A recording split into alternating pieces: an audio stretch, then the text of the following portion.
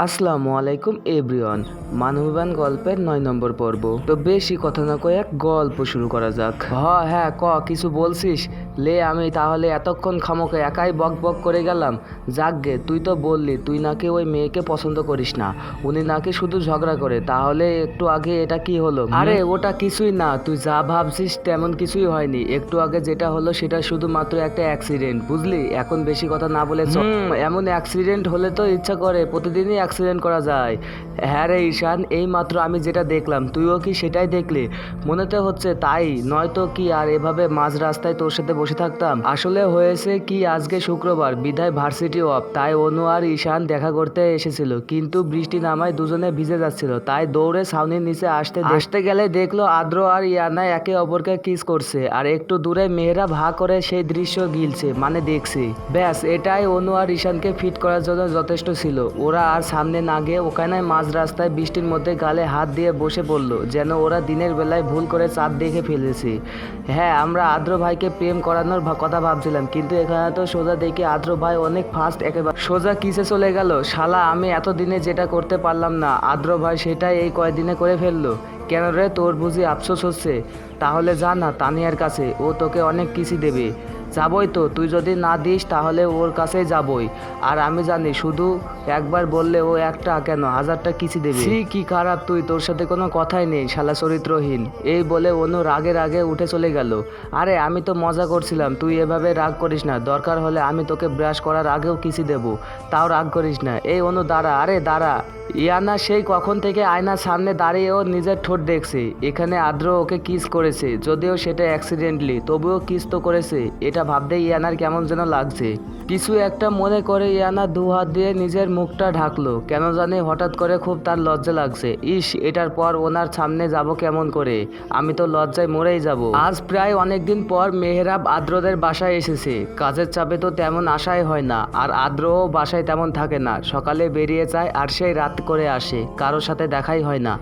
আজকে শুক্রবার, বিধায় মেহরাব আসতে পেরেছে, আর মেহরাবের আসার কথা শুনে মায়ও আসতেছে। মেহরাব ড্রয়িং রুমে সোফার উপরে বসেছিল, আর আদ্র ওর রুমে গিয়েছে ফ্রেশ হতে। এই তোর আসার সময় হলো, কতদিন পর আসলি বলতো? আমাদের কথা তো ভুলে গেছিস। আগে কত আসতি, এখন আসিস না কেন? তোমার ছেলে কত কাছের মধ্যে ডুবে রাখে জানো বড় মা, মাথায় তো তুলতে পারি না, আবার এখানে আসা। কি যে হয়েছে ছেলেটার? আমাদের তো এত কিছু আছে, তারপরেও ওর নাকি নিজের পায়ে দাঁড়াতে হবে, এটা কোনো কথা বলতো? ঠিক মতো গোসল নেই, খাওয়া নেই, দুটোর কি হাল হয়েছে? আয়নার নিজেদের চেহারা দেখেছিস? এই কয়দিনে কি করেছিস চেহারা? মেহু, আমার মতো মুখে ফ্যাশপ্যাক লাগিয়ে চোখে দুটো শশা লাগিয়ে আরাম করে বসে থাকো, দেখবে একদিনেই চেহারা কেমন চকচক করছে। না ছোট মা, আমার ফ্যাশপ্যাক লাগানো লাগবে না, তুমিই বরং লাগাও। কেননা আর কয়দিন পরে তো অনুর বিয়ে দেবে, তখন তো তোমাকে সুন্দর দেখানো লাগবে। বলো, মেয়ের থেকে মেয়ের মাকে বেশি সুন্দর না লাগলে কি হয়? তুমি একদম ঠিক বলেছো মেহু, আর আমি তো জানি আমি কত সুন্দরী। मैं इतनी সুন্দর হু, मैं কিয়া কারু হাই। ছোট মা, আমার নাম মেহু না মেহরাব। দেখেছো বড় মা, ছোট মা শুধু মেহু মেহু করে। আমি আর কি দেখবো বল, তোরা তো দুই ভাই, কোনো বোন নেই বলেই তো ছোট তোকে আদর করে মেহু বলে। আচ্ছা তুই একটু বস, আমি তোর জন্য খাবার আনছি, ওকে? আচ্ছা, অনেক খিদে পেয়েছে গো, এমনিতেই আজকে যা দেখেছি তারপর তো খিদে আরো বেড়ে গেছে। শেষের কথাটা আস্তে আস্তে বলল মেহরাব। কিছু বললি নাকি? শুনতে পাইনি। না বড় মা, তুমি যাও, আমার খিদে লেগেছে। আচ্ছা ঠিক আছে। আদ্রর মা চলে যাওয়ার পরেই মাহি ঢুকলো। মেহরাব মাহিকে দেখে মাহির হাত ধরে টেনে নিজের কোলের উপরে বসিয়ে দিল। আরে কি করছেনটা কি? এখানে তো ছোট মামি আছে, আর এখন যদি দাদু বা কেউ এসে পড়ে তাহলে কেলেঙ্কারি হয়ে যাবে। এই তুই এত ভীতু কেন? দেখছিস না ছোট মা চোখে শশা লাগিয়ে রেখেছে, তাই দেখার কোনো চান্সই নেই। আর বড় মা কিচেনে গেছে, আর দাদু রুমে ঘুমায়। আর আদ্র দেখলে কি? ও শোন, তোকে একটা কথা বলতে ভুলে গেছি। কি কথা? বলেন। আজকে না আমি হেভি একটা জিনিস দেখে ফেলেছি। ভাবা যায়, আই এম শিওর তুই ওখানে থাকলে নির্ঘাত অজ্ঞান হয়ে যেতি। কি দেখেছেন বলুন, জলদি বলুন, আমার তো আর তর্স হয়েছে না। আরে আমাদের আদ্র ভাই তো প্রেমে একেবারে হাবুডুবু কাঁদছে। আমি আরও ভেবেছিলাম আমাদের আদ্র সারা জীবন চিরকুমারী থেকে যাবে, কিন্তু আমি আজকে যা দেখলাম এর পর আমার ভাবনা পুরোপুরি পাল্টে গেছে। তাই নাকি? আপনি সত্য কথা বলছেন? আদ্র ভাইয়া প্রেমে পড়েছে? আরে শুধু প্রেমে পড়লে তো তাও হতো, কিন্তু ও তো এতই ফাস্ট যে শুধু প্রেমে থেমে নেই, একেবারে কিসিং সিনে চলে গেছে। কি বলেন? কি? কাকে, কে, কখন কিস করলো? অবাক হয়ে বলল মাহি। আরে শোন না। তারপরে মেহেরাব তখনকার ঘটনা সব কিছু মাহিকে বলে দিল। সবটা শোনার পর তো মাহি একেবারে ফিট হয়ে গেছে, তাই কোনো রিয়াকশন না দিয়ে পুরো স্ট্যাচু হয়ে বসে আছে। দেখেছিস, শুধু তুই শুনেই তোর এই অবস্থা। তাহলে ভাব সরাসরি দেখলে কি হতো। আর আমি তো তাও লাইভ দেখেছি। এই শোন না, আমারও না এখন কিছু করতে মন চাইছে। সি সরুন সামনে থেকে। ছোট মামির সামনে কি সব কথা বলছেন? একবার কেউ দেখে ফেললে সর্বনাশ হয়ে যাবে। আপনি ছাড়ুন আমায়। হুট কেউ দেখবে না। আর ছোট মা তো বসে বসেই ঘুমাচ্ছে, আর বড় মা রান্নায় ব্যস্ত। এখন এই সময় রোমান্স করার? এই বলে মেহেরাব মাহির কোমর শক্ত করে চেপে ধরে একদম নিজের সাথে লাগিয়ে দিল। আর মাহিও নিজের দু হাত দিয়ে মেহেরাবের গলা জড়িয়ে ধরলো। মেহেরাব আর মাহির ঠোঁট অনেকটাই কাছাকাছি চলে এসেছে, দুজনের ঠোঁট প্রায় ছুঁই ছুঁই। তখনই কেউ শব্দ করে দরজা খুলে ভিতরে ঢুকলো। মাহি আর মেহেরাব সিটকে একে অপরকে থেকে সরে গেল। মাহি অন্য সোফায় বসে পড়লো, আর অনুর মা চমকে ঘুম থেকে উঠে বসে পড়লো। আর ওনার চোখ থেকে শশা দুটি নিচে পড়ে গেল। উনি চোর ভেবে জোরে জোরে চোর চোর বলে চিল্লাতে লাগলো। আরে মা, চেঁচাও কেন? আমি অনু। ও তুই আগে বলবি তো? কি সুন্দর একটা স্বপ্ন দেখছিলাম যে আমি বিশ্ব সুন্দরী অ্যাওয়ার্ড পেয়েছি। কি সুন্দর স্বপ্ন। পুরস্কারটা নেওয়ার আগে তুই চলে আসলি, আর এত জোরে ওকে দরজা খোলে বিয়াদব মেয়ে। তুই এভাবে ভিজলি কিভাবে? বেরোনোর সময় ছাতা নিয়ে বার হসনি? নিয়েছিলাম তো ভাইয়া, কিন্তু আজকে যা দেখলাম তাতে তো পুরাই ফিট হয়ে গেছি। আর ছাতা কি? কিছু বললি? না কিছু বলিনি। আরে মাহি আপু, তুমি কখন আসলে? আমি? যাক বাবা, ও কিছু দেখেনি, বেঁচে গেছি। এই তো একটু আগেই। তুই একটু আগে আসলি তো আমায় ডাকলি না কেন? ওই আসলে হয়েছে কি ছোট মামি, তুমি তো ঘুমাচ্ছিলে, তাই আর কি ডাকিনি। আচ্ছা তোমরা কথা বলো, আমি দেখে আসছি আদ্র কি করছে। ওকে। এই বলে মেহেরাব ওখান থেকে উপরে চলে গেল। আদ্র শাওয়ার নিয়ে সেই কখন থেকে আয়নার সামনে দাঁড়িয়ে নিজেকে দেখছে। আসলে নিজেকে দেখছে বললে ভুল হবে, আসলে ওর ঠোঁটটাকে দেখছে। মানে কিভাবে হলো এটা? ওই ঝগড়ুটে মেয়েটাকে কিস করলাম, নাকি ওই মেয়েটা আমায় কিস করলো? কোনটা? কিছুই বুঝতে পারছি না। তবে যাই হোক, যা হয়েছে ভালোই হয়েছে। আমি তো জানতামই না মেয়েদের ঠোঁট এত নরম। শুধু ওর ঠোঁটটাই নরম, কিছুই তো বুঝতে পারছি না। সবই বুঝতে পারবি। এক কাজ কর, তুই বরং আবারও ওই মেয়েটার নাম কি জানো? ইয়ানা। তুই ওকে গিয়ে আবার একটা কিস কর, তাহলে বুঝতে পারবি। ভালো আইডিয়া, তাই না? তুই এখানে কি করছিস? কখন এলি? আর কি সব ভুলভাল কথা বলছিস? আমি মোটেও ওকে কিস করতে চাইনি। ওকে, এটা একটা অ্যাক্সিডেন্ট। ওকে, এখন আর কথা না বলে চল, কাজ আছে। শার্ট পরতে পরতে বললো আদ্র। তুই তো আবার ওকে কিস করতে চাস কি না? তুই ওর কথা ভাবছিস কি সেটা আমি তোকে দেখেই বোঝা যাচ্ছে। ওকে মানে হলো একবার নিচের দিকে দেখ শালা, টাওয়াল পরে আসিস, তারপর শার্ট পরে আবার বলছিস বাইরে যাবি। মাথা ঠিক আছে তোর? আরে মনটা কোথায় তোর? ইয়ানার কাছে রেখে এসেছেন নাকি?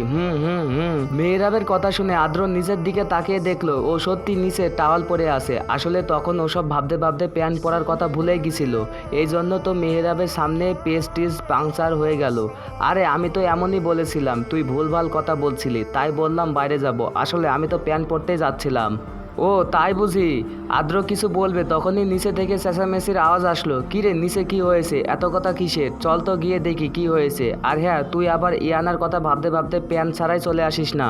কথাটা বলে মেহেরাব দৌড়ে নিচে চলে গেল, কেননা ও জানে 1 মিনিটও এখানে থাকলে আদ্র ওকে মেরে আলু ভর্তা বানিয়ে দিবে। আদ্র ও মেহেরাবকে বকতে বকতে প্যান্ট পরে নিচে গেল দেখতে কি হয়েছে। ইয়ানা মায়ের সাথে কথা বলতে বলতে সিঁড়ির দিকে তাকাতেই দেখলো আদ্র আসে। আদ্রকে দেখে ইয়ানা চুপ করে নিজের মুখে হাত দিয়ে ঠোঁট ঢেকে ফেলল। ড্রয়িং রুম ভর্তি মানুষের মধ্যে আদ্রকে দেখে এভাবে ইয়ানা নিজের ঠোঁট ঢেকে ফেলায় আদ্র একটু অপ্রস্তুত হয়ে গেল। কোনো মতে শার্টের বোতামটা লাগিয়ে নিচে এসে সোফায় বসে পড়ল। ইয়ানা এখনো আদ্রর দিকে তাকিয়ে এক হাত দিয়ে নিজের ঠোঁট ঢেকেই রেখেছে। মাহি আর মেহেরাব মিট করে হাসছে। অনু ওখানে নেই, চেঞ্জ করতে গিয়েছে। ভাবি আপনা মানে ইয়ানা আপু, আপনি ওখানে বসুন না, বসুন। আমি গিয়ে বরং বড় মামাকে ডেকে আসি।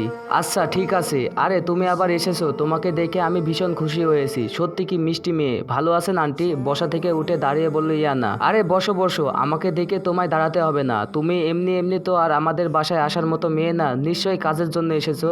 তোমাকে কতবার বলেছি ছুটির দিনে বা সুযোগ পেলে এখানে চলে আসবে। তোমাকে আমায় অনেক পছন্দ হয়েছে। আর কিছু না হোক, দুজনে মিলে গল্প তো করতাম। হ্যাঁ চলে আসবে। তোমাকে আমি অনেক ভালো ভালো বিউটি টিপস দেবো, তারপরে দেখবে তোমার স্কিনও আমার মতন সুন্দরী হয়ে যাবে। অবশ্য তুমি এমনিতেও অনেক কিউট।